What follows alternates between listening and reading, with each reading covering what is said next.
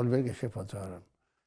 Amma düşündüm ki, mən Tamoşunda sənədlər yazmaq, sənədləşdirmək, bunlar savad yox. Ona görə getdim intrusda bir ofis götürdüm. Bir 15 nəfər ən savadlı adamla götürdüm işə. Bunlara dedim, gəlin mənim yanıma işlən. Sizin hər birinizlə gördüyüm işin gəlirin yarısını verəcəm sizə. Mən danışıqları aparıram, müqaviləm bunları bağlayır, aparırlar rastlardan malı keçirirlər, gətirirlər. Bir ayda 15 min, 20 min, 30 min dollar arasında pul verirəm. Amma mən bunların hamısı qədər qazanıram. Söhbət buradadır.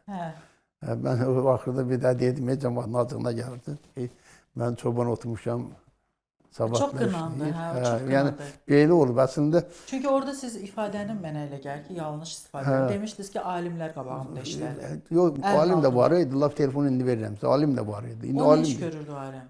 O da elə işləyirdi. Mal keçirdi, gedir, gəlir 15-20 min dollar pul var. Biznesə gəlmişdi də. Bəli. Biznesə gəlmişdi, biznes. Hə, da mənim yanımda işləyirlər də, mənim işçilərim də. İndi burada dəhşətli nə var ki? Amma bilirsiniz, çox qınandınız da. O Bilirəm, sosial şəbəkələrdə yazdılar ki, deyir ki, mən çobanam, alimlərə verdiklər. Yox, dedi, əslində mən elə çobanam, mən alim deyiləm ki, mən bugün də hərf tanımıram.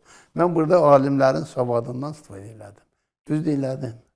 Alim nə üçün? İşləmək üçündür. Savadlı kəşf eləməlidir, bəzi məsələlər görməlidir. Mən də bunlardan istifadə elədim.